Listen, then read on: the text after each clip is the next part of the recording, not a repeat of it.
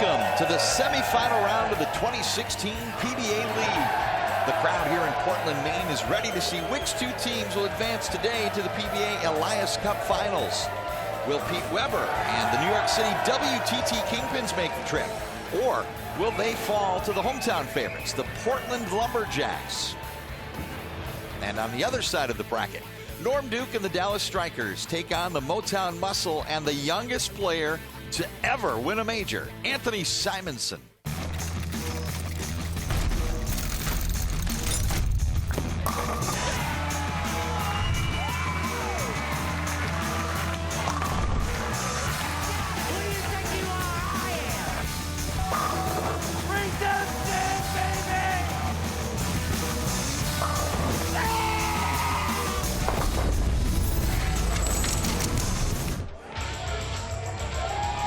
Welcome to Bayside Bowl in Portland, Maine. The raucous Bowl Portland community is here in force and volume to support Pro Bowling's team championship.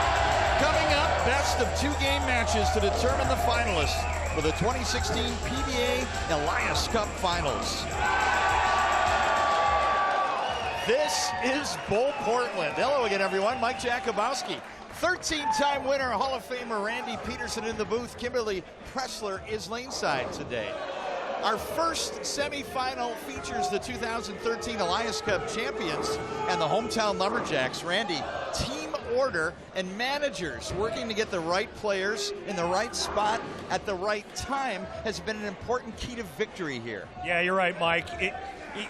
For the Lumberjacks, the hometown favorites, manager Tim Mack positioned his team perfectly. He made no adjustments from game one to game two. And I really like the fact that he started with Brian Smith and Liz Johnson in the number 1 and 2 positions. Two players that go straighter, that can keep the ball in play and get their team off to a good start. For the KingPins, however, it was a little different story. Pete Weber started in the anchor position, and then after game one, Carolyn Doran-Ballard made a big change. She moved Pete to the number 4 spot and then took newcomer Marshall Kent and put him in the anchor position. Marshall Kent, he came in and performed brilliantly in game 2, and they were able to sweep their match 2 games to love as well. Mike J., this team competition is all about strategy and communication. And now, let's meet the New York City WTT KingPins.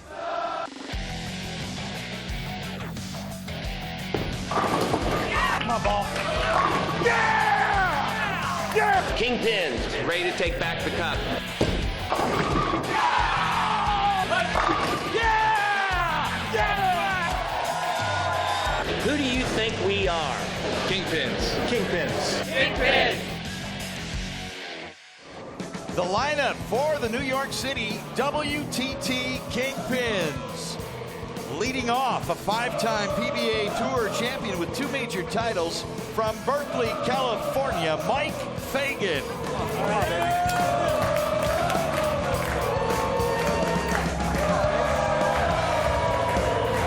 In the 2 spot, 2013 PBA League Elias Cup champion from North Tonawanda, New York, John Zerbinski. Let's go, folks, come on, let's go.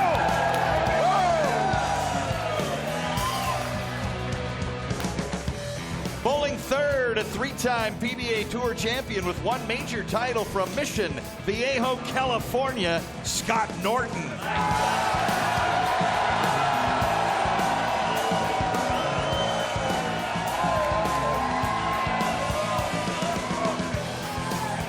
The setup man in the 4-hole, 4th on the all-time PBA Tour's title list with 37. From St. Ann, Missouri, PBA Hall of Famer Pete Weber. That's right, I'm here. This is right. Oh, it's down. Oh, you fan right there. Bowling anchor, the 2014 PBA Rookie of the Year from Yakima, Washington, Marshall Kent.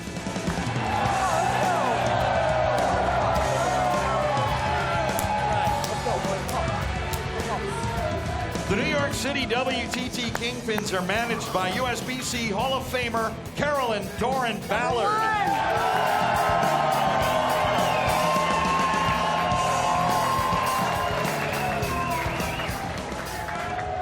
Here are the Portland Lumberjacks.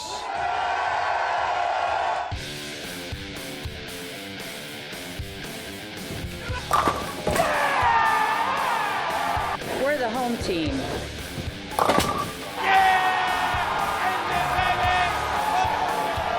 This is our house. Lumberjacks. Getting ready to chop some wood. Lumberjacks. The lineup for the Portland Lumberjacks, leading off 2014 PBA League Elias Cup champion from Roseburg, Oregon, Brian Smith.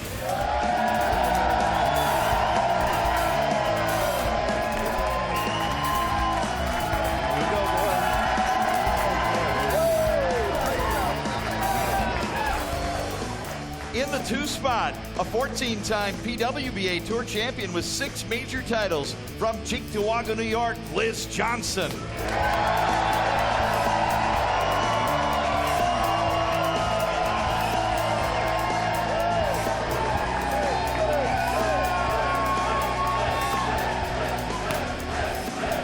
Bowling third, a 5-time PBA Tour champion with 1 major title from Espoo, Finland, Asku Palerma.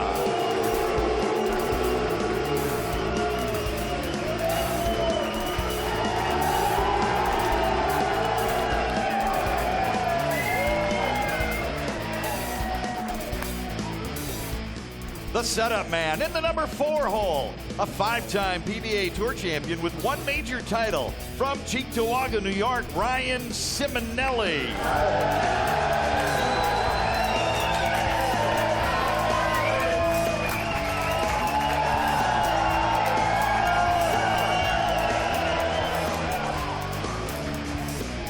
Bowling anchor, a 10-time PBA Tour champion with 1 major title from Pflugerville, Texas, Wes Malott.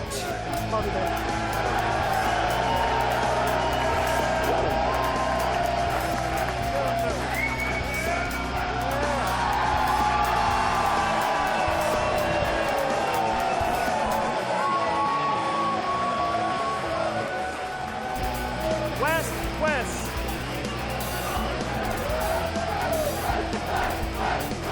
The Portland Lumberjacks are managed by 3-time World Amateur Bowler of the Year, Tim Mack. Here we go, baby.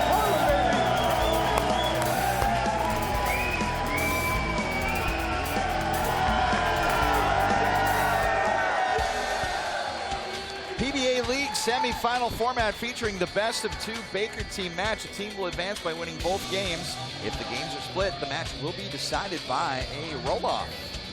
Lane side is our Kimberly Pressler. I sure am. I'm lane side with Liz Johnson and Marshall Kent. Now, Liz, last week you had a really great showing. You striked 3 out of your 4 shots, and you really seem to feed off of this amazing crowd.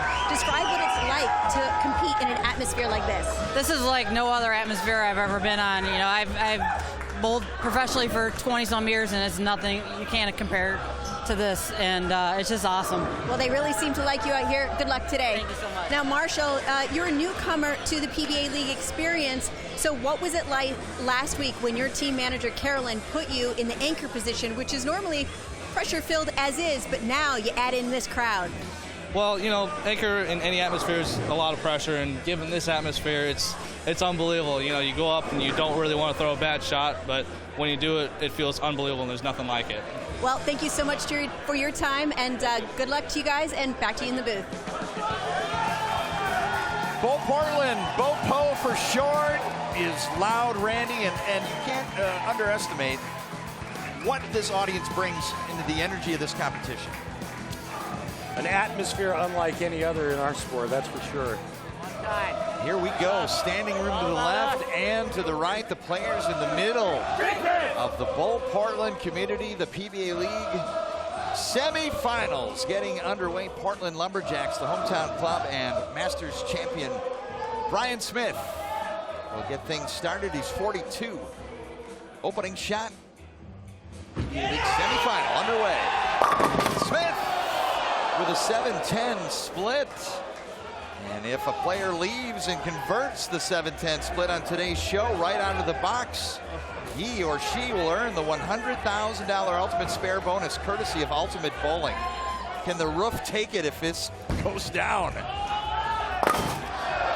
Open frame to begin for Portland. And if you're new to our sport, the 7-10 has only been converted 3 times on television in the history of the PBA Tour. How many times have you made it?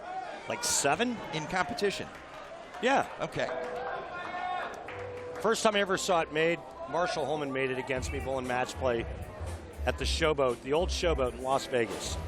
Now underway for the New York City WTT Kingpins, it's Mike Fagan. Late move at the pocket and the fast 8. All right, let's talk about our oil pattern today that the players will be competing on. 42 feet in length, the PBA League oil pattern. We've seen players play deep inside. We've seen players go straight around second arrow. So multiple angles and a couple of different ways to attack this oil pattern.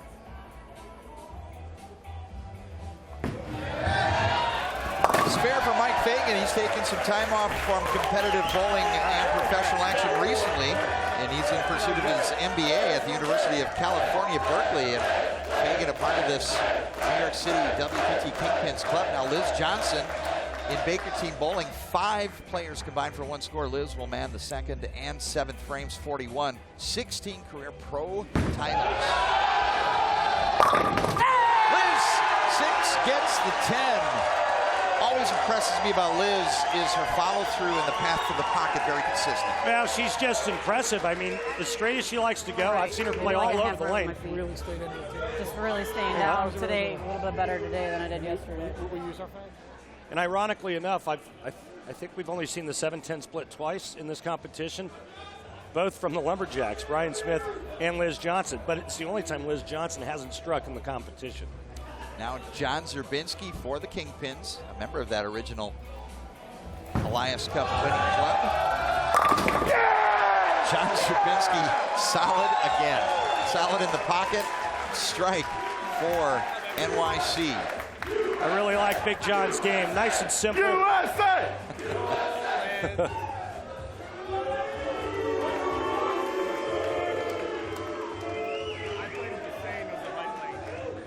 Now the twin fin for the Portland Lumberjacks. It's Asku Palermo, 32, out of Finland. 5 titles, including the World Championship. Crossing over for the strike.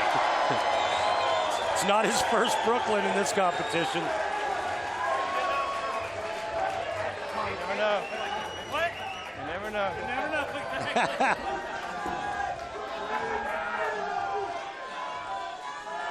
Now up for the Kingpins, it's Scott Norton. He's 34, 3 tour titles in his 7 years on tour. He was a member of Team USA back in 2001 in that team environment. Now, 3rd frame, opening best of 2 match here, and that is in the nose of Greek Church. Oh. And trying to convert the Greek Church is kind of like trying to eat soup with a knife. Not real easy to pull off. This ball goes right through the face. And that is a mess. Do you prefer the aim at the 3 or the 2 in this situation? I always go for the 3 in the count. So you can get lucky and bounce one out. All right, guys, pick me up. 8 count, open frame. 46 through the 3rd. This is our opening game in the best of 2 game match.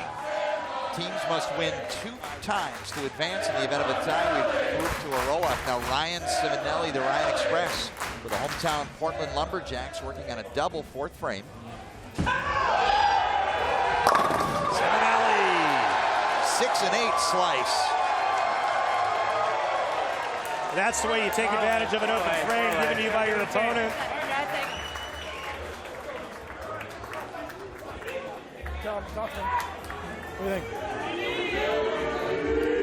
Tim Mack on top of every detail, talking about the shot. We'll see Simonelli again in the 9th. Now, Hall of Famer Pete Weber.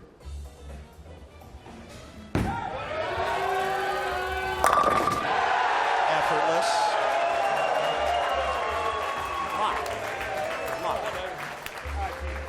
Strike on the board for New York City. They trail by 23. Time now for the anchor players.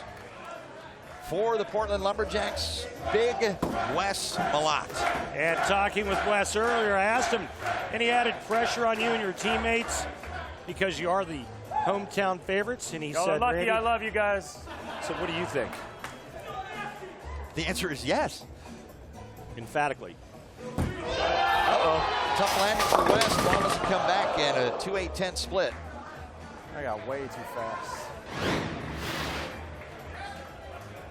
Said he got way too fast, a little too pumped up. And You want counter? You want me to go for it? Go count. I believe it was last year we saw Mika Koivuniemi convert the 2-8-10 in this competition.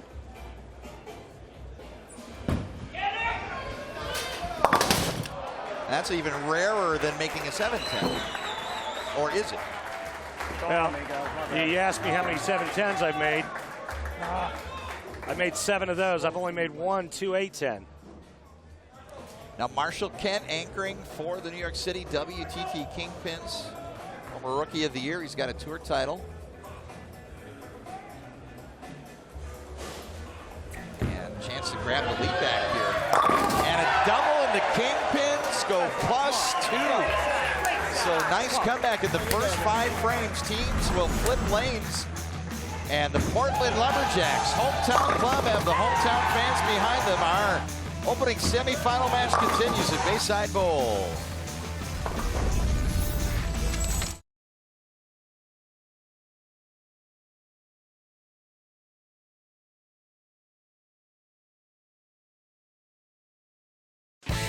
The PBA League semifinals are brought to you by Visit Maine. Discovering your Maine thing begins at visitmaine.com. By Barbasol Shaving Cream, America's leader for a close, comfortable shave. Now with new rust-proof aluminum bottoms. By hotelplanner.com, the best place to book hotel rooms.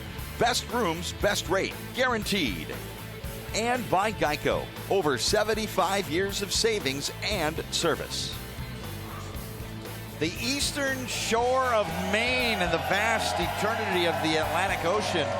Beautiful sights to be seen in the state of Maine. And welcome back to Bayside Bowl in Portland. And the PBA League semifinal in pursuit of the Elias Cup. The hometown Portland Lumberjacks trail by 2 pins. And Hall of Famer Mark Roth in attendance.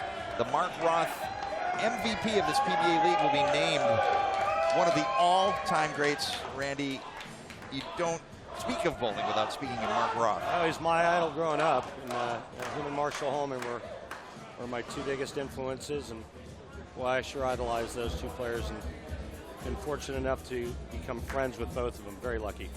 Teams have flipped lanes, and the last 5 frames have come this way. Ryan Smith with a strike for Portland. Setting it up for the next player down the line. How solid has Brian Smith been in this competition? It's just a great player to have as your leadoff bowler. Sets the table for the rest of his teammates.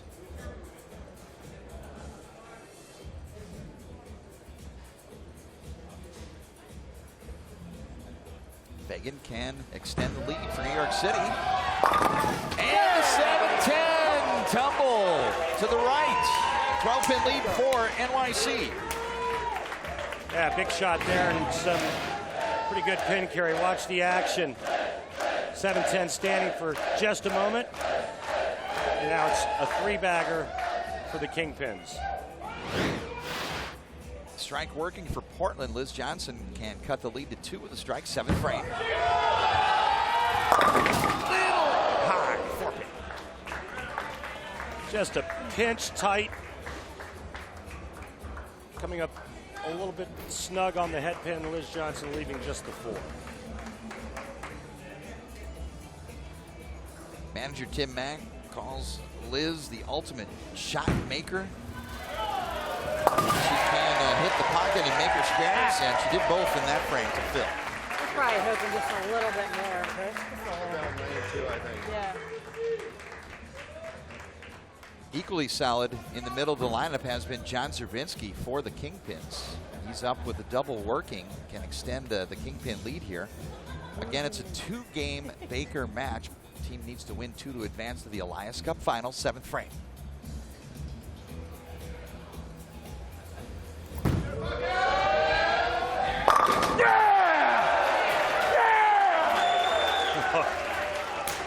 He's getting the home field, the home crowd a little riled up there. Challenge over to Portland now. Oscar Palermo on the opposite lane. He crossed over in his first effort.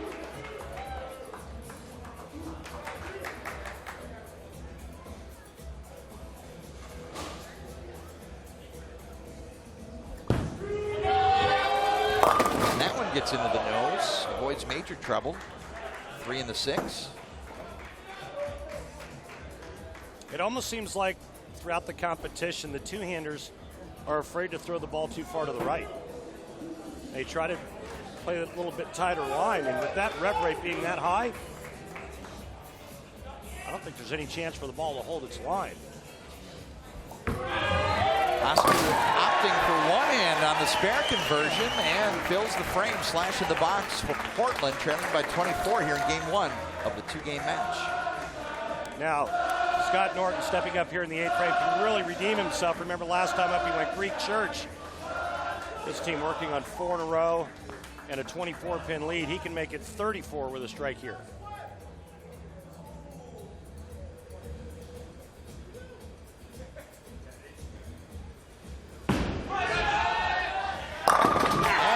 Delivers, extending the string of strikes and extending the lead for the Kingpins to 34. Nice comeback. Norton, the son of Hall of Famer Virginia Norton.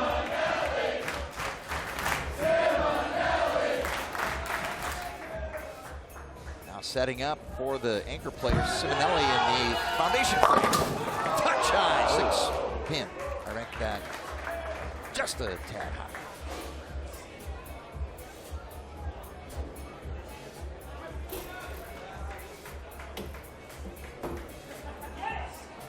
Tim Mack calls Ryan Simonelli the most explosive lefty on tour.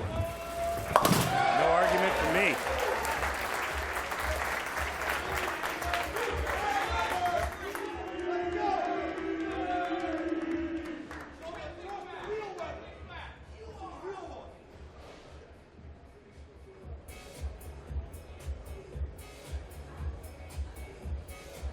Pete Weber, foundation frame, setting up the anchor. A little light in the pocket, shakes out the bucket, 2-5. Pete looking at his hand, assuming he didn't like the release. Yeah, you know, anytime a player looks at his hand like Pete just did, it's almost sending a message that he kind of dropped it or lost it at the bottom.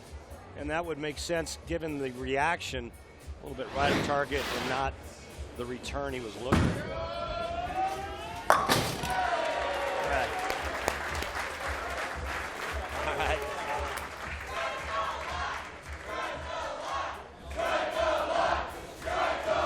Max score for Portland now 201.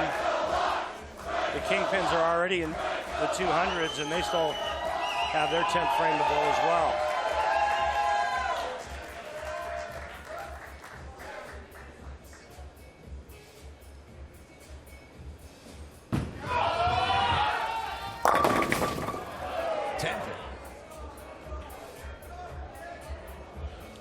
Not looking good for the home team. Game 1 is over. The Kingpins will take a 1-0 lead. Could we possibly have our first tiebreaker? Portland will need to win game number 2 to force that. We have not had a tie match as of yet through the quarterfinals, our first semifinal match. Last year, all quarterfinals and semifinal matches were all ties, were they not? They were. All 4 of the quarterfinal matches ended up in roll-offs. When they do that, when there is a roll-off in the Bowl Portland League, they ring a big chips bell here, so we'll have to have a Portland win in order for that bell to ring.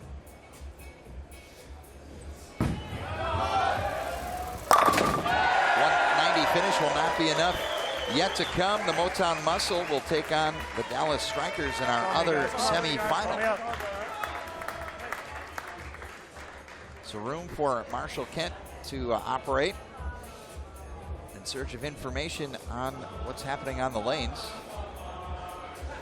As New York City will take a 1-0 into our second game of this match.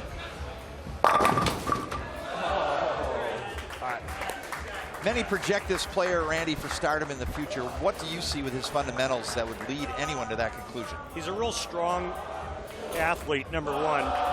He's very versatile, can do a lot of different things with the bowling ball, can play any part of the lane, can loft it, change speeds and rotation. He's got all the tools that will enable him to be a superstar on this tour. Did you throw that final yesterday or no? Not really, no. It was it was too slow off the spot. I might, Mike. I'm gonna try just for a shot. What are the options they're mulling, Randy? Yeah, where they're going over some strategy in terms of ball reactions, so he's going to change balls. See if he can get a little bit different motion and shape down the lane. Deeper inside line. And that path of the pocket produces a strike. Some more information for the benefit of the New York City WTT Kingpins. Up 1-0 over the hometown Portland Lumberjacks. Can the Lumberjacks tie it up and force a roll-off? Come on back and find out. Bayside Bowl.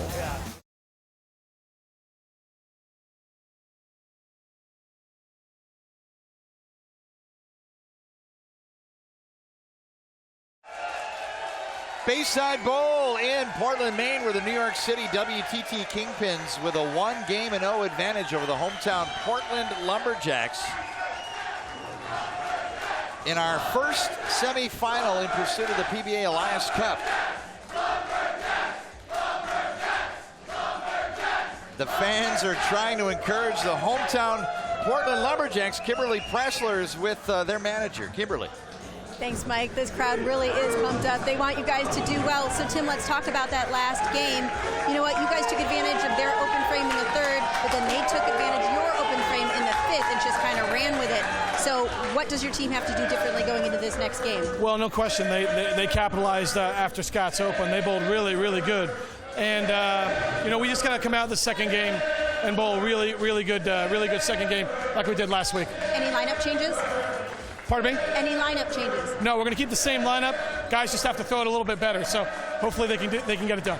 All right, good luck to you guys. Back to you in the booth. Portland must win Game 2 or face elimination from the PBA League. Game 2 of our two-game match is coming next.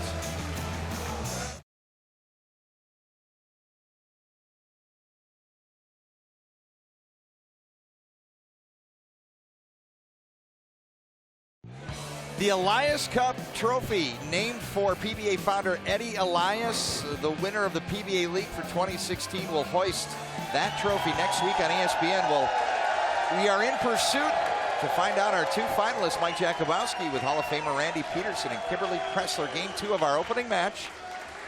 Two-game Team Baker match. You need to win both games to advance. If Portland wins, there will be a roll-off, and we've yet to have roll-offs here. And ringing that big shipyard bell, Mike Fagan for New York City WTT.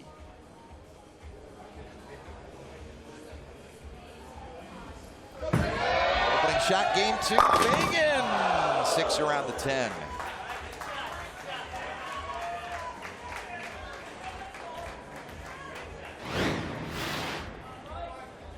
Vicious little ring and 10 right there with a 6 flying around the 10.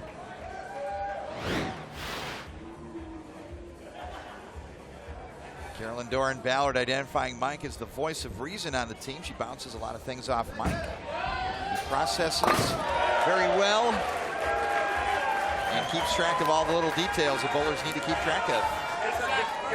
Plastic. Yeah. Now Brian Smith. Portland Lumberjacks must win this game to force a roll-off to get to the Elias Cup Finals. Opening shot here in Game 2. Brian Smith, solid to the pocket strike. Beautiful shot by Brian, just rock solid. I want one left with my feet. Just gave Liz Johnson a little heads up as to the adjustment he made from game one to this shot here. Again, we talked about it in the open. It's all about communication. John Zerbinski up for the Kingpin, 6-time member of Team USA, representing his country in international competition. John Zerbinski solid to the pocket.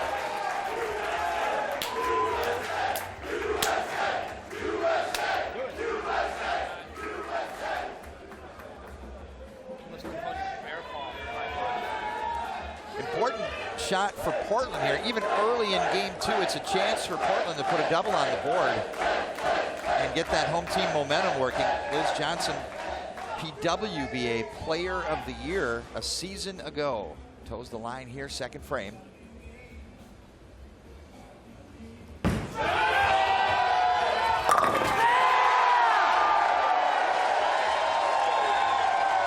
Bang, bang, Smith and Johnson. The right two players to start off for the Lumberjacks. Now, if they could somehow find a way to get Osku Palermo to hit the right side of the headpin and the pocket, they'd be in business.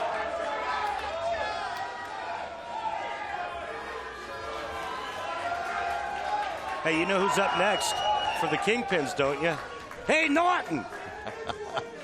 To the moon. Third frame. Norton bowling 3 and 8.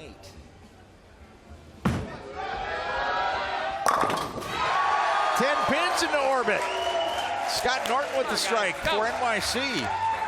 And it's an even game two.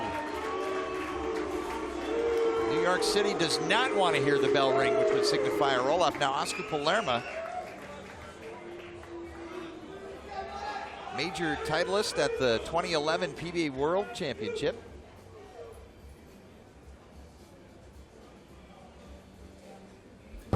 Spin. Again, uncomfortable for Osku in the 3-6 in the nose. It's been a real struggle for him. And I can promise you, he feels like if he gets it a little too far to the right, it's not going to get back.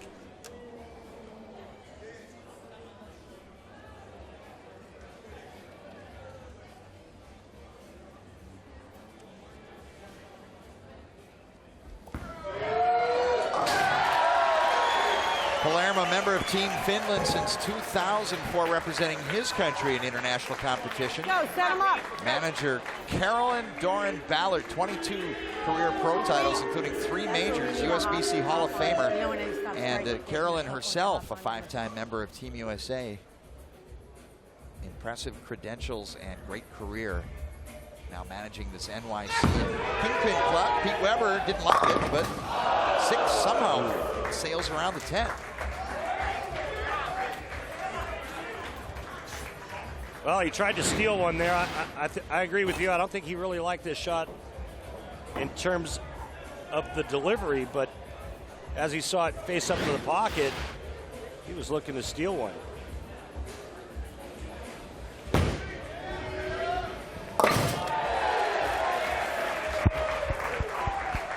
Spares in this environment are not a given. Oh, man. It's yeah, nothing's a given in this environment.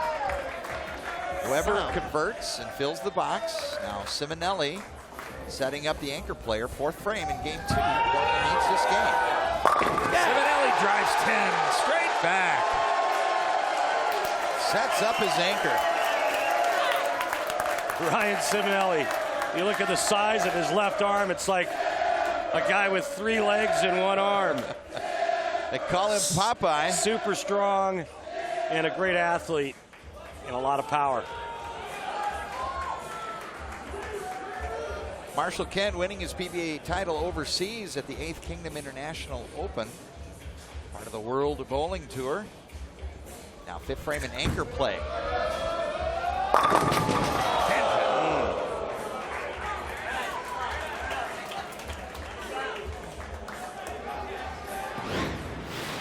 You got to see this young man throw it with 2 hands, MJ. Pretty impressive.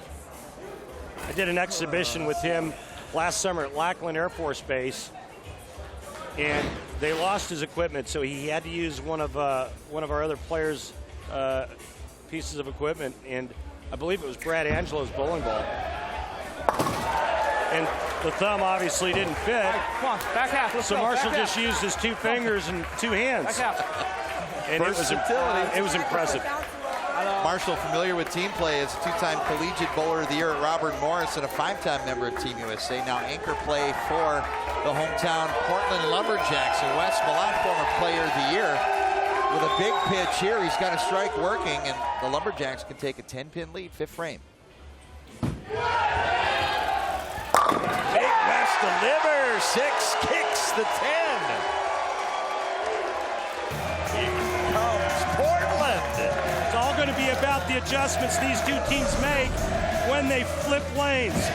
Can the Lumberjacks win the next game, tie it up, and take it to a tiebreaker? Stay with us. More from Portland, Maine.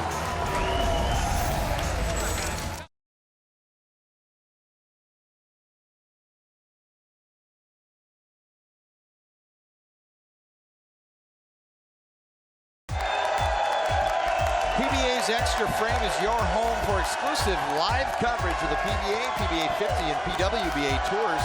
This week, Extra Frame is streaming live from the PBA 50 Tour event in Mooresville, North Carolina.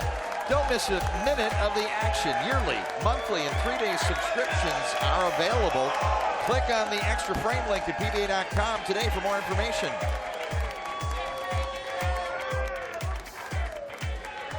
Charlie Mitchell, managing partner here at Bayside Bowl, taking the transfer of the Pittsburgh Jackrabbits into the Portland Lumberjacks here in the PBA League. And thank you, Charlie Mitchell, for all you do for professional bowling. You and your great staff here. I know the players appreciate it. Our crew appreciates everything that you do for us. If only we could bowl here every week. The business community, the fans, everyone pours their heart into this event, and they live it every day with their leagues here, and they love professional competition and appreciate the talent of the greatest in the world. Now, final 5 frames of game 2. Kingpins need this game, but Lumberjacks need to win as well to force a roll-off. Kingpins would rather get it done in 2, and Fagan strikes in the 6th, his final shot.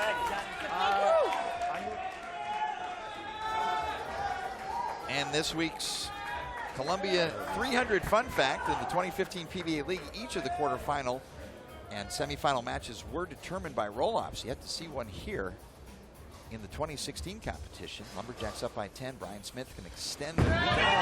Horrible. Big break as the axe falls both ways. Just when they needed it most, too.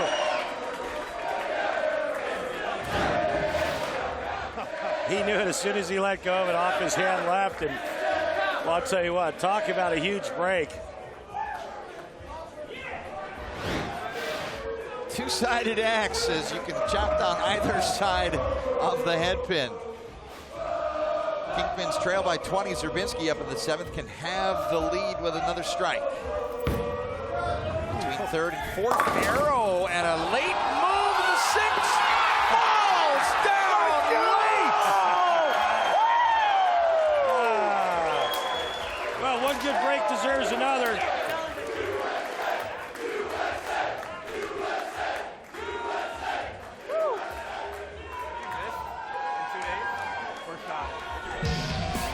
This Barbasol close shave of the day by Zerbinski. The 4 and then the 6. And the react. That's good stuff. Liz Johnson, Lumberjacks, can re-extend out to 20. And Liz drives 10 back with a little extra. Is Liz Johnson any good or what, folks?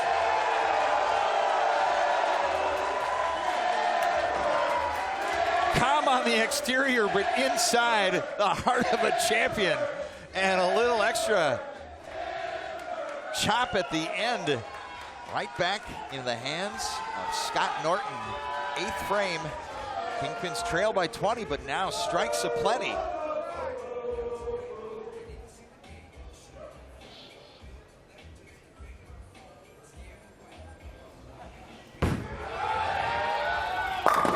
Norton splits the 8 and the 9.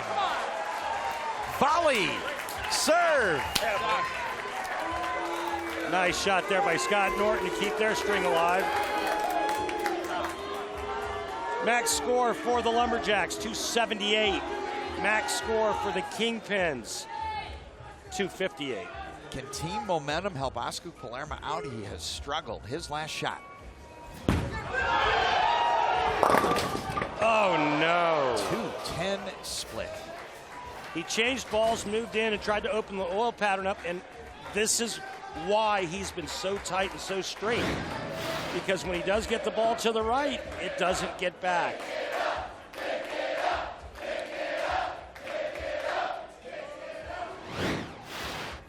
Just a bad ball reaction for the two-hander. Open frame for the Lumberjacks. And handing the lead to New York City on the bench, and now that shot there could quite possibly just cost them the entire event.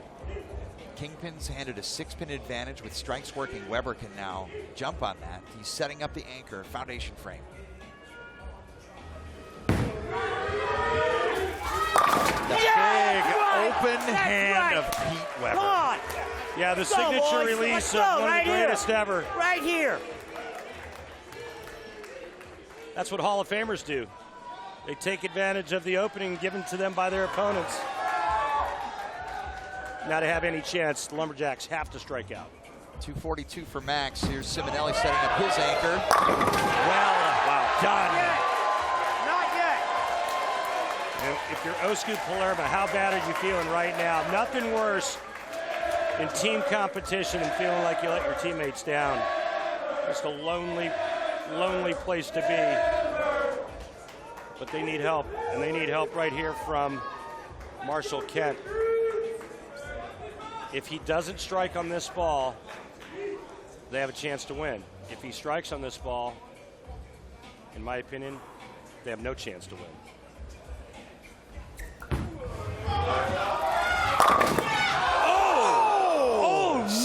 Solid 9. Was it just a couple of weeks ago we saw Dom Barrett leave that solid 9? Guess what? Portland Lumberjacks and Wes Malott can strike out in the 10th frame and win this. Win this game and force it to a playoff. You see the ball go right by the 9. But look at his teammates. Are you kidding me? The hometown Portland Lumberjacks are alive in this competition.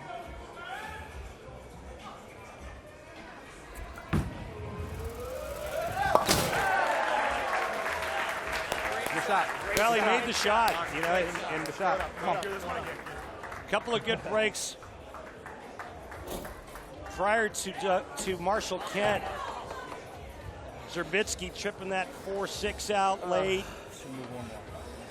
keeping that 4-bagger alive, and then Marshall Kent steps up and goes stone 9.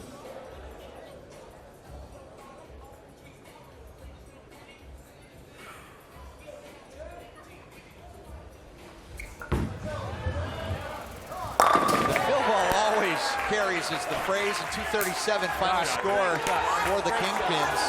And Tim Mack putting Wes Malott in this position for this reason.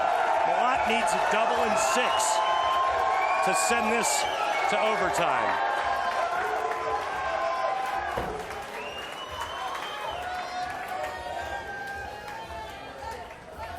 See Tim Mack nodding in the background. He's got his man where he wants him.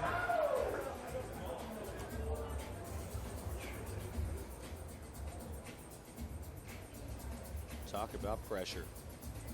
This is what makes sports great. Too high. 4-7-9. The Lumberjacks are eliminated.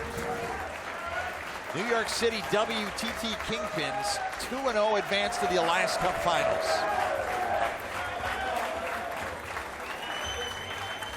Bye, brother. I want to anchor.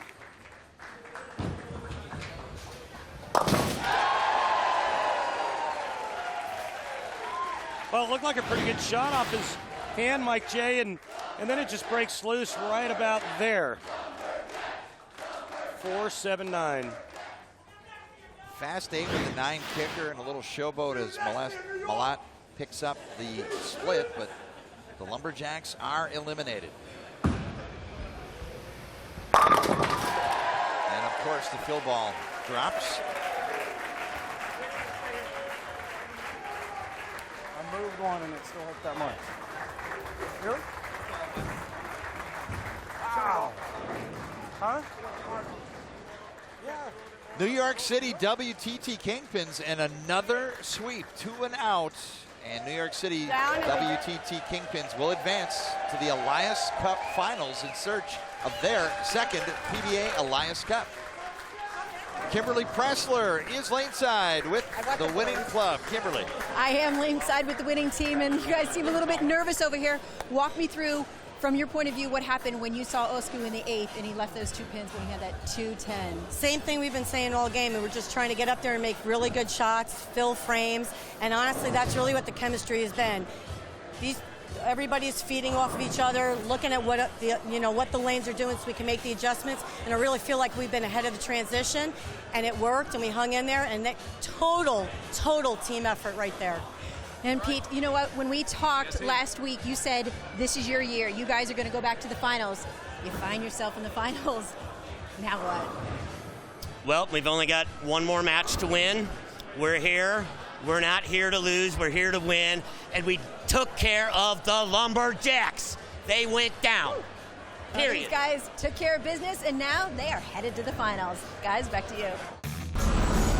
Coming up, the Dallas Strikers and Stars, Norm Duke, Tommy Jones, and Bill O'Neill square off in semifinal number 2 with the Motown Muscle and heavyweights Anthony Simonson, Ronnie Russell, and Josh Blanchard. Who will join New York City in the finals? Find out next.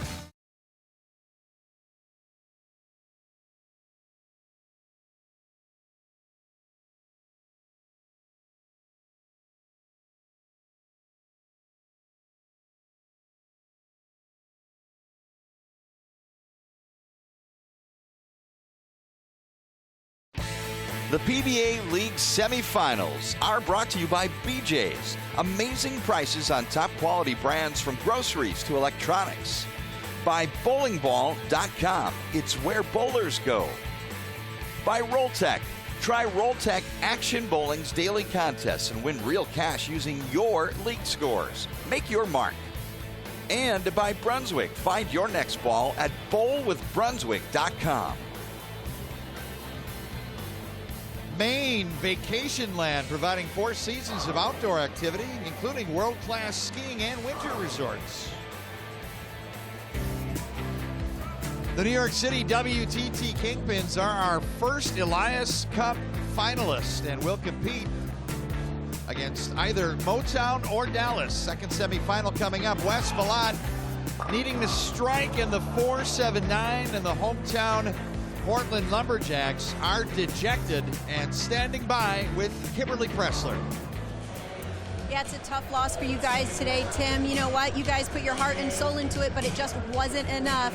How disappointing is this for you, especially being the hometown team? I mean, it's really disappointing because you only get one. We have to wait for this every year for one time a year, and you know we're fortunate enough to be the hometown team, and you know you want to come through for the fans, but you want to come through for the team more importantly. And I take this same 5 team anywhere we go. I'm proud of what they did. We just came up a little short today. New York bowled really good. You know, they made some really good shots, and you know we hung with them, but we just couldn't get it done in the end. Well, thank you guys so much for your time, and we look forward to having you guys back here next year. Well, I hope so. Thank you. Love Portland, Maine. Guys, back to you. The second of our semifinals coming up. Mike Jakubowski with Randy Peterson. The Motown Muscle, piloted by Hall of Famer Del Ballard, are getting set to go up against player manager Norm Duke and the Dallas Strikers. And chit-chat between the players has been featured quite a bit during this competition. Yeah, interestingly enough, I had another tour rep, Rob Gottschall, tell me that of all the teams that he's watched in this competition, Mike, that nobody's communicated better than the Dallas Strikers, and one of the reasons for their success and why they're in the position they're in. But I think what would be really interesting is if Motown were to somehow win this match, it would be Del Ballard Jr. going up against Carolyn Dorn Ballard. Husband manager against wife manager. Talk about an interesting finals. Very interesting indeed. And now, let's meet the Motown Muscle.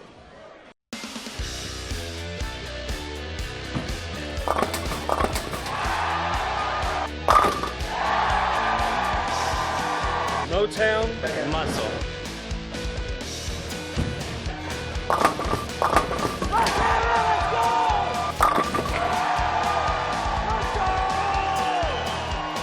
Bringing the muscle to the PBA League. Motown Muscle. The lineup for the Motown Muscle, leading off a three-time PBA Tour champion from Marion, Indiana, Ronnie Russell.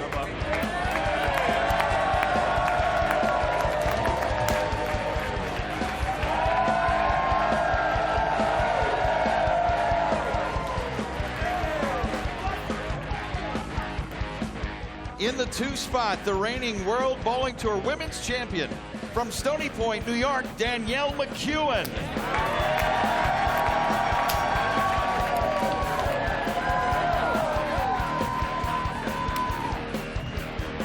Bowling third, a 2-time PBA Tour champion from Mesa, Arizona, Josh Blanchard. All right.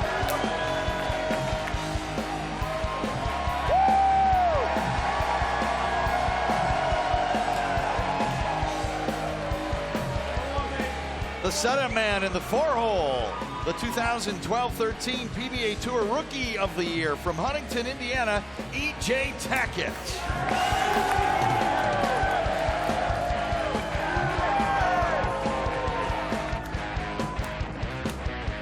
Bowling anchor, the youngest major champion in PBA Tour history from Princeton, Texas, Anthony Simonson.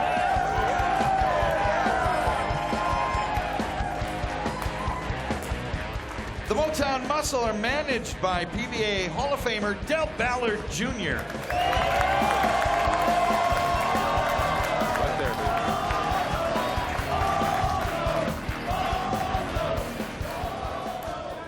Here are the Dallas Strikers. If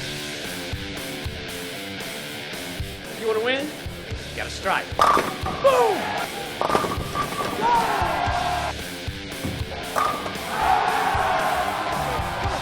Dallas Strikers. It's our time.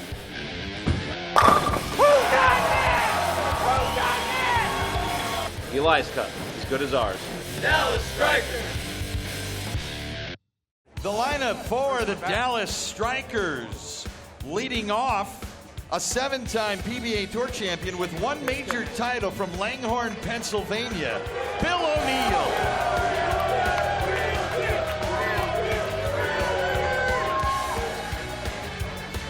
Back him off. In the 2 spot, he owns 1 PBA regional title from Apex, North Carolina, B.J. Moore. Didn't leave you out, buddy. There you go.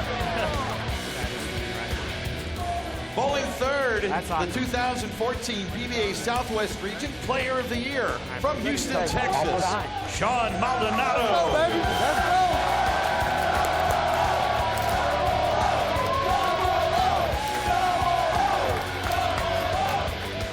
The setup man in the number 4-hole, 16-time PBA Tour champion with 2 major titles from Simpsonville, South Carolina, Tommy Jones. You guys can be louder than that. Bowling anchor, third on the all-time PBA Tour titles list with 38 from Claremont, Florida, player manager, PBA Hall of Famer, Norton Duke.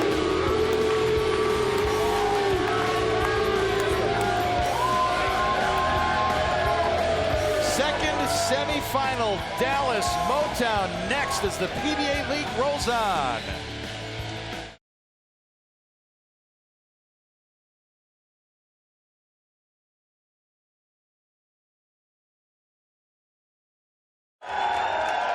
PBA League semifinal number 2 from Bayside Bowl in Portland, Maine. And the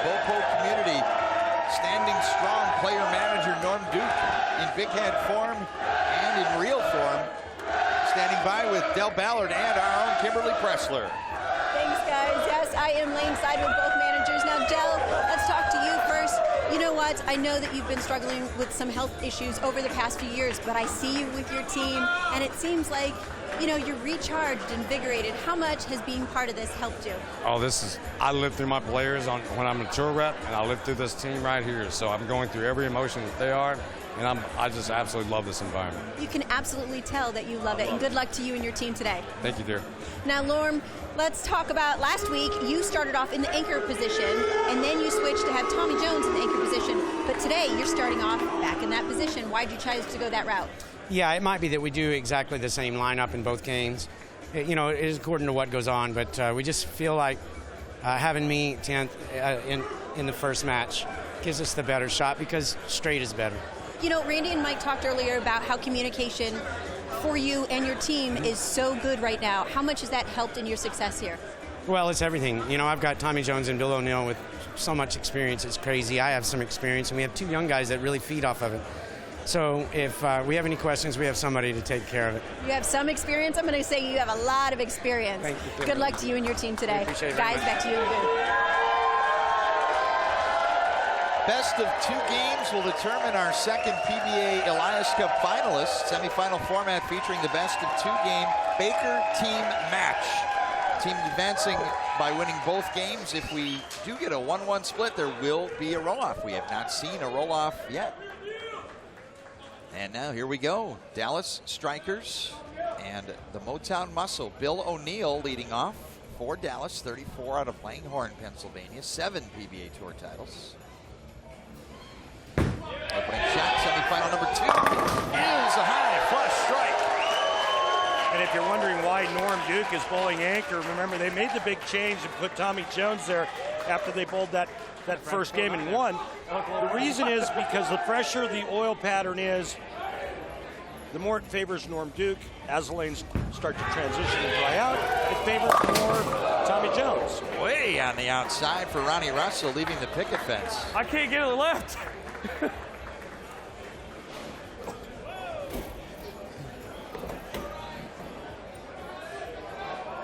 Three PBA Tour titles for Ronnie Russell, and that ball clearly wide right. And now the picket fence, 4-pin spare, the 1, 2, 4, and 7. Clipped with the ball, all 4 pins. I don't like the first shots, apparently. Earning the hammer, tough spare replay. Well, no harm, no foul. He converted the rail and avoided the open frame. But Ronnie Russell struggled a little bit trying to get this ball to the pocket in this event. B.J. Moore leading off for the Dallas Strikers. Down at his feet, catches the big break on the crossover.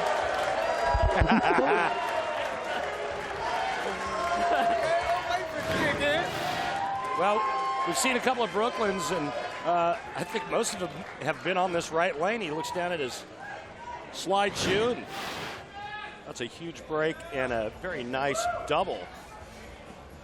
Danielle McEwen for Motown. 24-year-old flat 10s in her opening shot.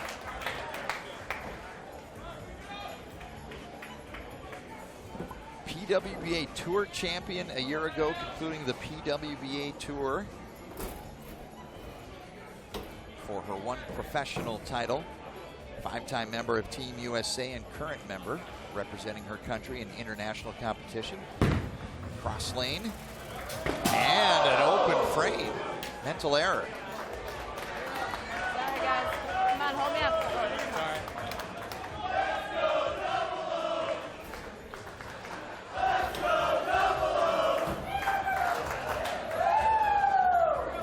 Everyone gets a nickname when you visit Bowl Portland.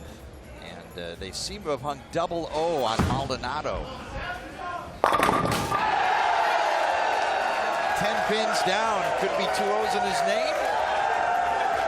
Signaling the X is Maldonado. Let's go, baby. And a double for Dallas. It's a new day today. It's a new day today. Yeah. Turkey for the Strikers and an early lead in game 1 of our 2-game match. Josh Blanchard up for the Motown Muscle, pair of PBA Tour titles. He won them back-to-back last season.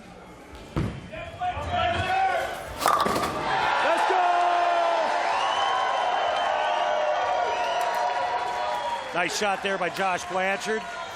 He's been so solid in this competition. Now, can TJ, who struggles when the pattern is on the fresher side, can he turn this into a four-bagger? How big is that Brooklyn strike by B.J. Moore now? Because if he doesn't strike there, it's just strike, spare, strike.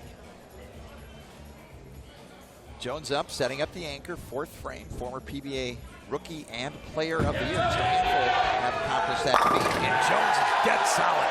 No doubter. Good turn.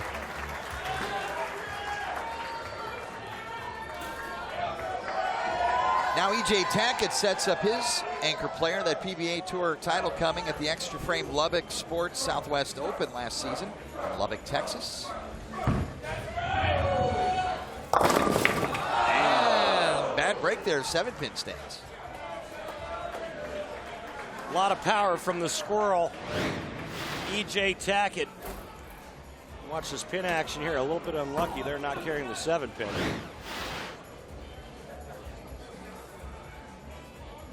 Motown keeping it loose on the bench.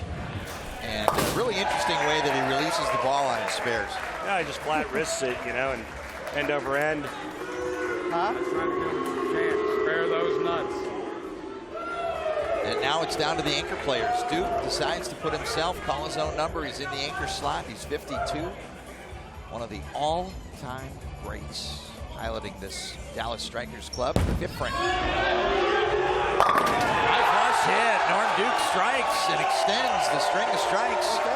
Dallas is perfect. I wasn't sure it was going to hold. And now 19-year-old Anthony Simonson, youngest major titleist. He owns a pair of titles, the other coming with Connor Pickford in the Roth Holman PBA doubles. I think they're calling Anthony Chachi. Simonson, fifth frame, and that's a 6 around the 10, so Motown, Randy, will face an early hole. Yeah, they're down 53 now after 5 frames. Still, we have not had a roll-off throughout this competition. Last year, every match ended in a roll-off.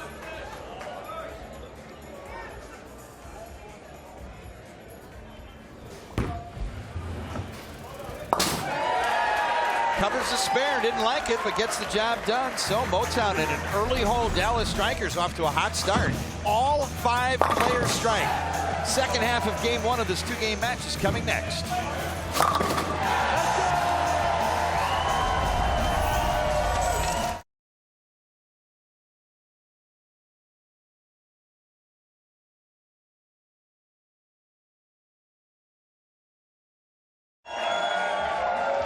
Jakubowski with PBA Hall of Famer Randy Peterson, Kimberly Pressler, PBA League semifinal number 2. The Motown Muscle find themselves in a 53-pin hole as Dallas has jumped out to a hot start. All 5 players striking, and a chance at a 6th is Bill O'Neill, second time through the order.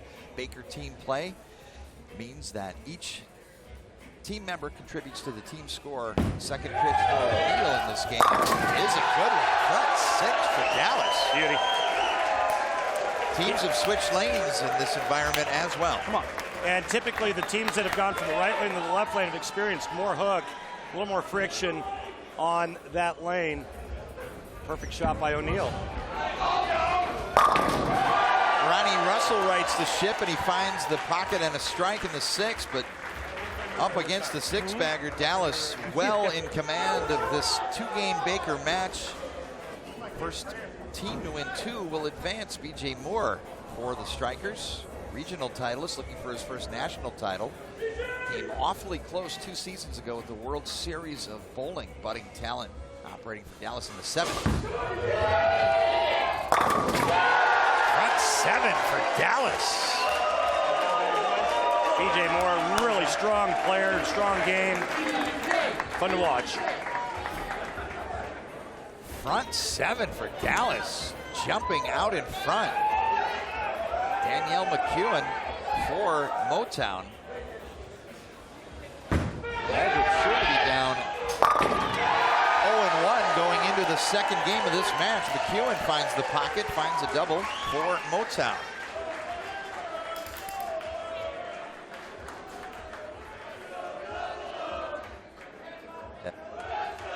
Part of the lure here at Bowl, Portland and Bayside Bowl is earning a brick if you shoot a 300. A team 300 Baker style would be an accomplishment. And now they've got the front 8.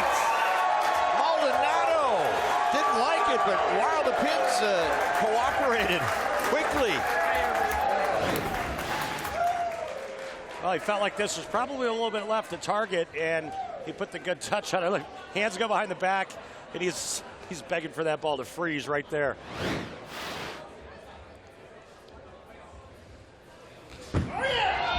Josh Blanchard hitting the 8th, and Motown will trail in this 2-game Baker match. And can Dallas put a round number on the board in game 1? Setting up the anchor is Tommy Jones. Norm Duke is in the hole. And a Baker 300 is a possibility here, 9th frame.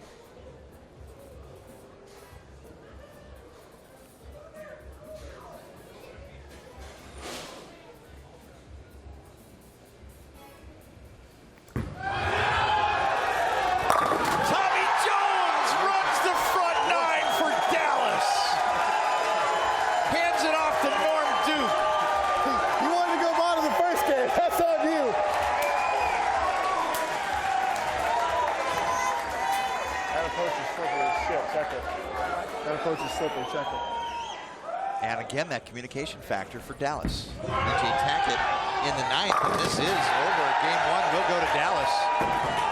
Norm Duke checking the approach on the left lane. And now Norm Duke called his own number. Quarterback sneak. The exact position he wanted to be in.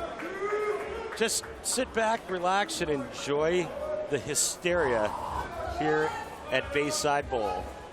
Come on, Norm.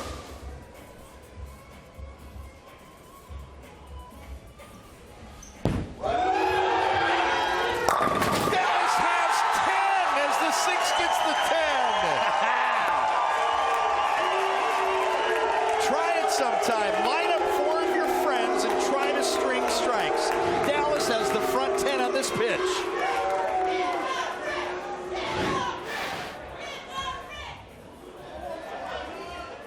When you're young, it's much easier to manage the nerves and the adrenaline.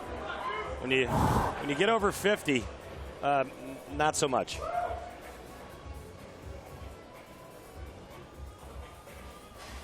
They've got 11. Raise the roof, Portland. Dallas has a chance to throw a Baker 300 game. Another trip 10. Get the brick. They have a special artist that comes in and inscribes the bricks. Can the Dallas Strikers earn a place in Bayside bowling history? They're already up a game. Norm Duke, 1 shot from a Baker perfect game.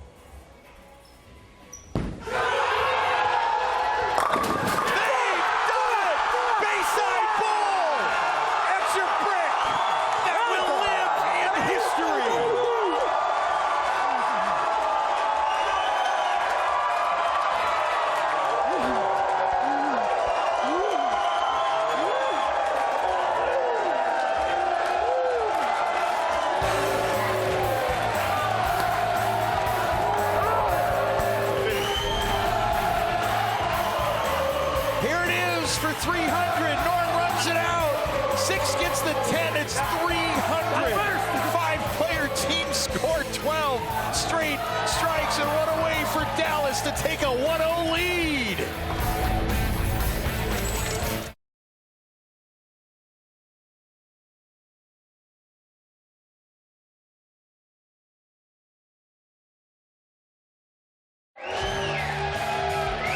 History has been made in the PBA League. A Baker perfect game shot by the Dallas Strikers in game 1 of semifinal number 2. Here's the 10th frame.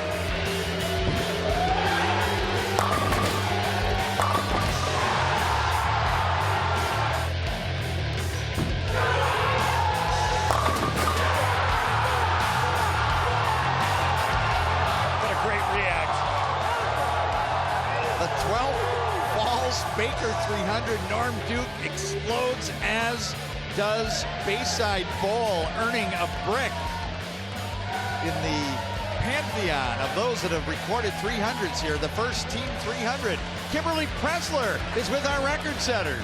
I sure am. These guys were relishing in that 300. Norm, you wanted the anchor position. You got it. Walk us through that last shot. It was more about the frame 9 when Tommy struck. He says, it's not on me anymore, thank God. And it just felt so heavy. But, you know, I stuck in there and it's over. Thank God it's over. How confident are you that you can sweep this today? No, what I'm really interested in at this very moment is winning a game. We got to win one game right now. Otherwise, all this could be very meaningless. All right, well, good luck to you guys. You know what? They had a lineup change, so it's all going to come down to you at the end there, Tommy. Guys, back to you. Randy, we've had the pleasure of calling 300 games on the PBA Tour. Dom Barrett using world scoring with the 10-strike perfect game, but a Baker 300 game in the PBA League, extremely special. Yeah, I haven't seen very many of them in my career. I think it's probably tougher to do it in Baker than any other format you could think of in our sport. And not good enough for Norm Duke to stay in the anchor slot. Yeah, I mean, they're coming off of a perfect game, and what does manager Norm Duke do? He changes the entire lineup. He goes from anchor to leadoff. I mean, 300 and then just starts shuffling the order. It's crazy, but, you know, that's why they're down there and we're up here. It'll be a new lineup for Dallas, and as Norm exclaimed, there's one more to go to get to the PBA Elias Cup. Join us for Game 2 of this 2-game match. Motown had the last 7, but Norm Duke flushed 12 for Dallas. We'll be back with our semifinal.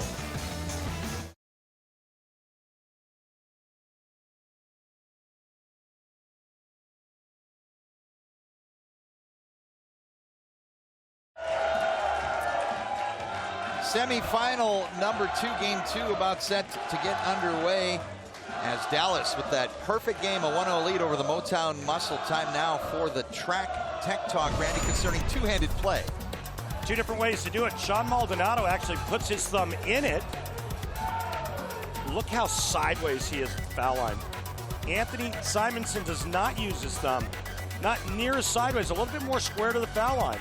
But that's two different styles, two different ways to use two hands in the sport of bowling. Back 7 strikes for Motown, so they are capable of stringing strikes as well. They need this game to force a roll-off to make the Elias Cup Finals. Ronnie Russell leading off for Motown.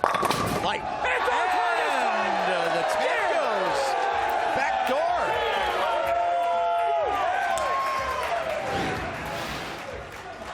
Well, they threw the last 7 to finish the last game, and we pretty much lost track of that because of the 300 by the Dallas Strikers, but that's 8 in a row now for Motown. If I strike, I will lose. Duke finished off the perfect game, now starts with the lineup change. Now leading off with the first and 6. And it's 13 in a row for Dallas. Bakers does it. The mad scientist, Norm Duke, and I'll tell you what, that brain never shuts down when he's in competition. Danielle McEwen for Motown. And she doubles. And the Strikers have a 9-bagger that Motown has put together. 2 here in game 2. Up to BJ Moore, bowling the 2nd and 7th frame. 22 in a row. Combined between 2 teams, the strikes are flying here at Bayside. Now BJ Moore, 2nd frame, game 2. Dallas up 1-0. And the streak's over, 2-8-10.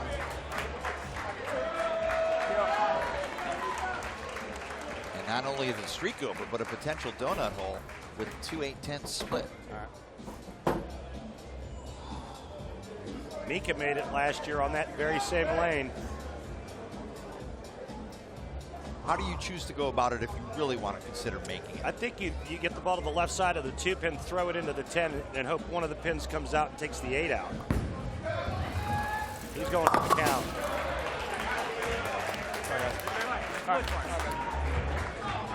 So 13 strikes is the limit for Dallas.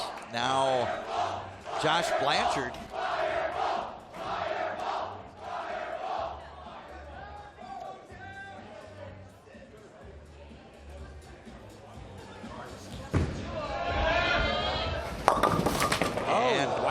Streaks are over. I think that's probably the first time in this competition that Josh has missed the pocket.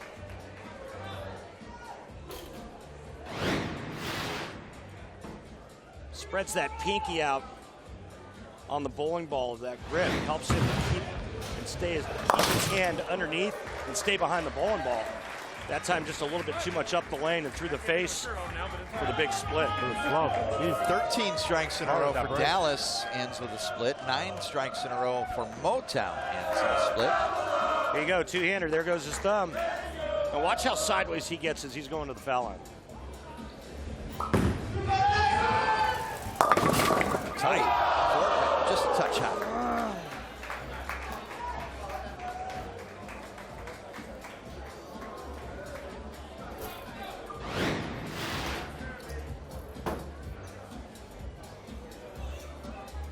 Up the lane, a little high, 4-pin. Shouldn't be a problem, though, on the spare. Like I said. Should be a problem. Clips it by USBC rule. Pinfall. Slash in the box. And Motown with a 7-pin advantage, needing this game for our very first roll-off here in the 2016 PBA League. Now, EJ Tackett for Motown. That win coming in Lubbock, Texas, last year on the PBA Tour. 7-10 go away for Tackett. Strike for Motown. 3 out of 4 here in game 2. I'll tell you what, he sure is fun to watch.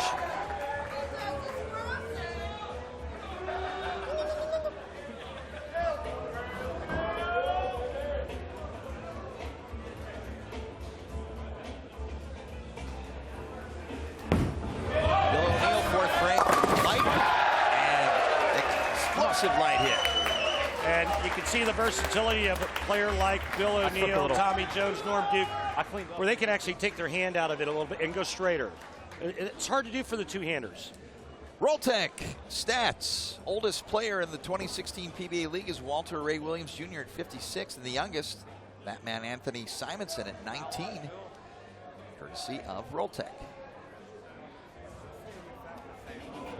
Excuse me?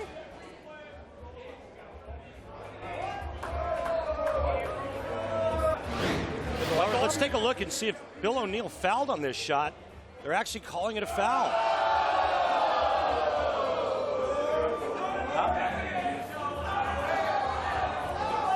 Foul.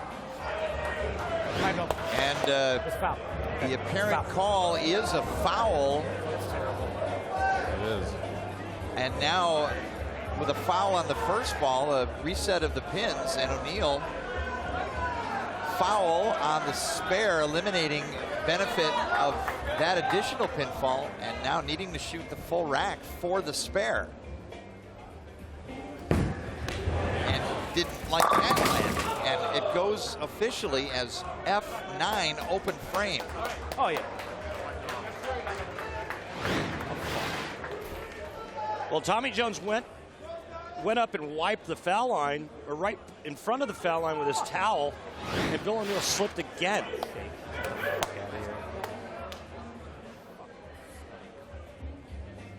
Big change of events for Motown. Simonson picks it up, and the double for Motown, and a big shift in momentum.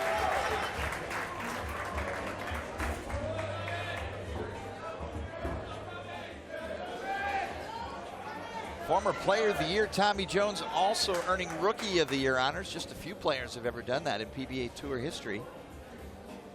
Moving to the anchor position after that Dallas Baker 300 game. And now all of a sudden the momentum has turned around. Talk about going from the penthouse to the outhouse. I mean, 300 to fouling, only 2 strikes in 5 frames. Incredible turn of events here for the Dallas Strikers.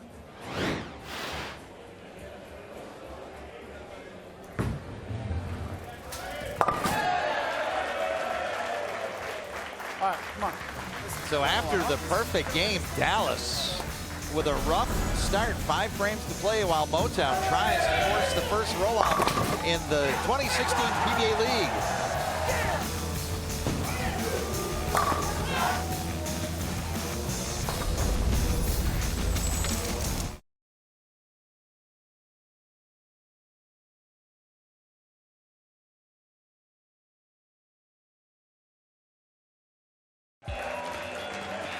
Now you can outfit yourself like the pros with official PBA jerseys that are available exclusively at PBA.com.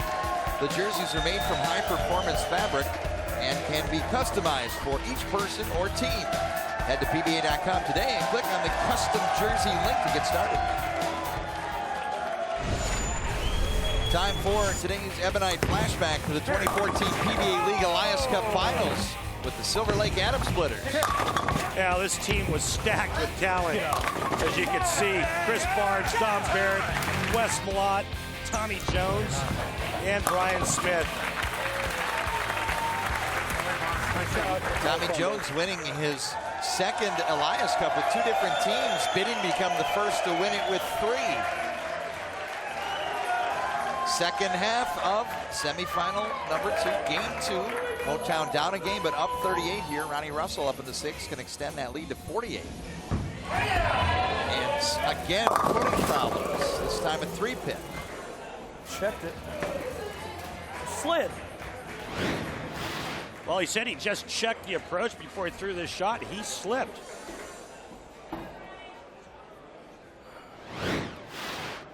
That looked awful close to being a foul as well.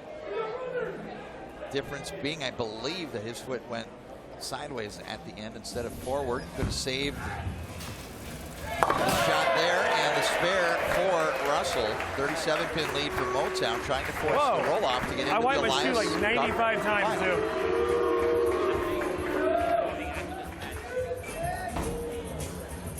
too. Duke, final shot for Norm in this second game. Strike for Dallas, sets up team behind him. Oh my God. Norm Duke perfect today, struck on every shot. Thank you.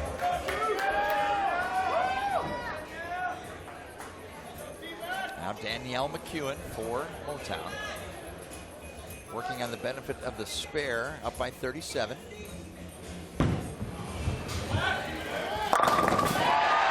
Shoves the 7 out. Confident stroke of Danielle McEwen. It's a beautiful stroke. Well, for Dallas to have any chance to win this game, they have to strike out. Let's go. BJ Moore opened in the second, chance to atone here and double up and cut the lead to 27, 7th frame.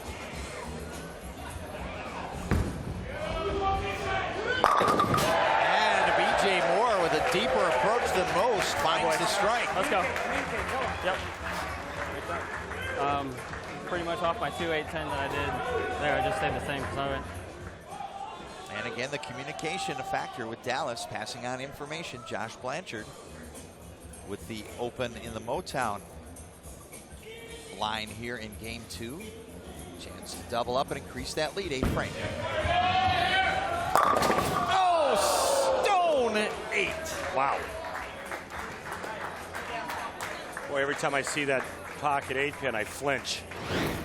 Talk about bringing back bad memories. Ew. Can you see that coming, or is it just come out of nowhere? Out of nowhere. In fact, I just got out of therapy over that 8-pin. Stone 8 RP. And Josh Blanchard on the spare. Thanks. Now key shot once again for Dallas. Sean Maldonado with a chance to cut into this Motown lead. Gotta have it. Ooh, the hop and the drop. Strike for Dallas. Trying to go 2-0 and get into the Elias Cup Finals. Don't look now, but it's a 17-pin match. And now Now the setup players setting up for the anchor. Foundation frame, E.J. Tackett for Motown. Yeah! Let's go, baby! Let's go! Sets the table nicely for Anthony Simonson, who's been rock solid in the anchor position. Bill O'Neill has to strike on this ball. O'Neill fouled last time on the other lane. Chance to cut the lead to single pins. Foundation setting up his anchor. Mixing strike. O'Neill. I can throw it.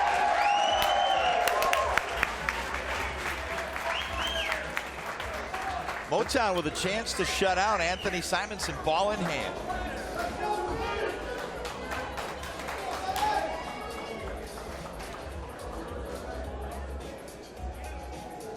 Year-old Anthony Simonson can double up here in the 10th and tie this thing up. 10 wobbles, doesn't fall. Wow.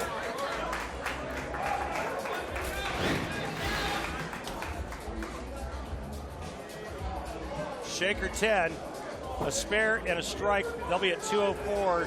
Tommy Jones would need the first strike and count to win this.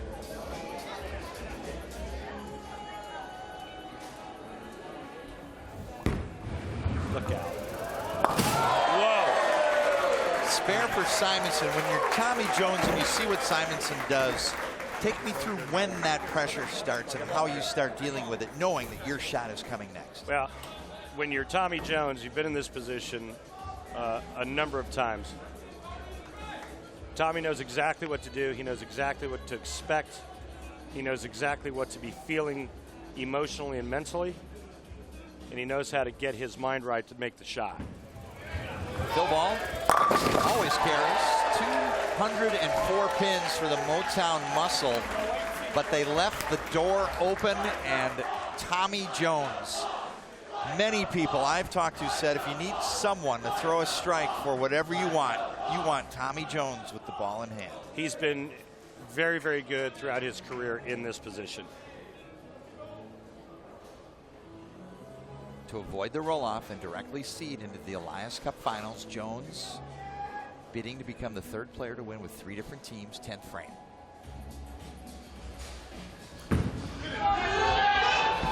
Light, got it, 4-pin falls. 8 spares a winner, 9 spares a winner, 7 spare, we have a tie. Strike, it's all she wrote. Do we have another re-rack left?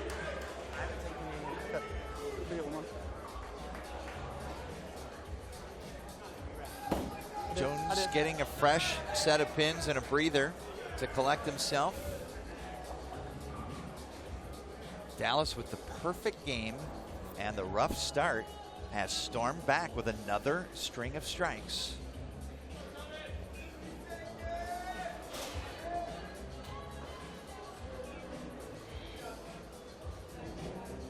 Eight and 1 ties.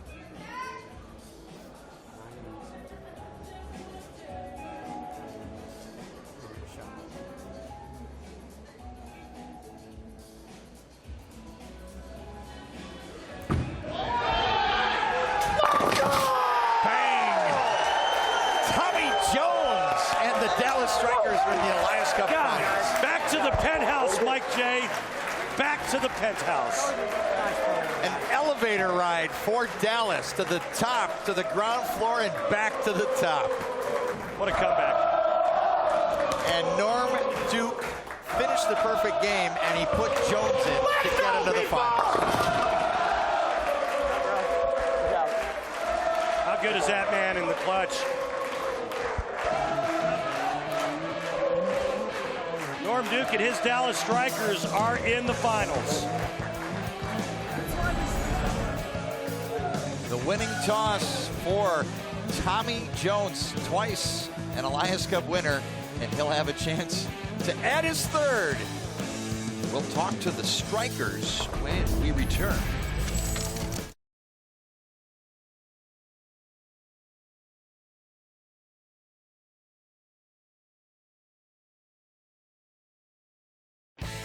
The PBA League semifinals are brought to you by bowlingball.com. It's where bowlers go. By Motive Bowling, get motivated. By the United States Bowling Congress, creating competitive opportunities at all levels as we build a future for the sport. Visit bowl.com for more. And by 900 Global, performance for your game. PBA League quarterfinals and semifinals complete. Our Elias Cup finalists are the New York City WTT KingPins and the Dallas Strikers, each advancing by virtue of their 2-0 victories. Next Sunday on ESPN, the Elias Cup finals.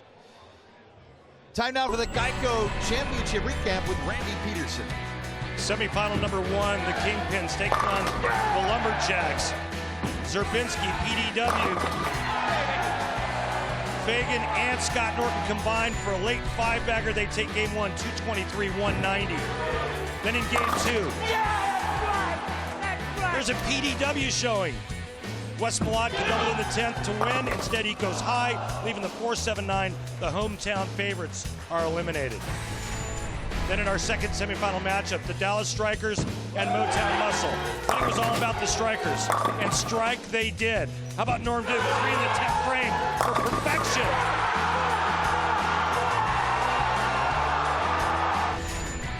And then in game 2, what an epic comeback. Anthony Simonson had a chance to shut him out. He gets 9, setting the stage for Tommy Jones. He needs a double in the 10th. He gets a double in the 10th. Dallas wins game 2, 215-204. Victory for Dallas, disappointment for Motown to Kimberly. Yeah, I know these guys are pretty disappointed down here, but Dell, you guys really fought hard. You did not give up whatsoever. But it seems like as soon as you switched over to the left lane, things changed for you. What happened? Just they actually ran into the same problems we did because they didn't strike the first 5 frames either. Just the left lane just seemed to hook a little bit early and then wiggle down lane. So we were fighting that hard, really, really hard. But love our guys and our girls. I mean, we fought hard. We gave it all we had. Well, do you wish your wife good luck in the final coming up next week? Well, of course I do. That was the right answer. Now, Anthony, real quick, you know what? You needed a strike to start off with in that 10th, and you didn't quite make it there. Did the pressure start to get to you? No, not really. As you can see in the early parts of that match, Bill fouled. The approach was getting a little tricky. It was online. I kind of stuck a little bit, wasn't able to get fully through it, but made a good shot, and I got 9. Nothing else I can do. Well, you guys played well. It was a good run. Thank you guys so much for your time, and we'll see you again next year. Now, let's head on over to the guys that had a 300, took a sweep today, and now they find themselves in the finals. Norm, put those feelings into words for me. Well, it was all about the last match. Same thing as last week where we were down by 40-something pins, but we kept it together. We're confident on the right lane. We're confident with TJ on the right lane in the 10th. They had some bad breaks, but Tommy just stepped up there when he needed it and just pack. I love it. Now let's talk about the fact that last week you were in the anchor position and you needed to strike, and you did. Again, you had that this week and you came through for your team. How do you handle the pressure of being in the anchor so well? I don't know. It's just one of those things. I really enjoy team bowling, and you got some people behind you that you don't want to let down, and just try to go up there, and maybe it just makes you focus just a little bit more to make a better shot. No pressure at all, but I'm going to put you on the spot here. You're going to bring home your 3rd Elias Cup trophy next week? That's not putting me on the spot. That's a definite yes. Oh, I like the confidence coming from these guys. Well, congratulations. You guys are officially in the finals going up against the KingPins. Guys, back to you. And the Dallas Strikers move on. In the PBA League bracket, Strikers, New York City WTT KingPins, managed by Carolyn Doran Ballard, as the Ballard family will be represented in the Elias Cup finals going up against Norm Duke's Dallas Strikers. NYC versus Dallas in the Elias Cup finals. Incredible team action from Bayside Bowl.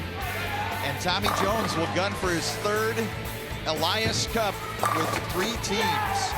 This is Mike Jakubowski for Randy Peterson, Kimberly Pressler, and the entire ESPN production team. Invite you back to Bayside Bowl next week on Sunday for the Elias Cup finals. So long from Maine.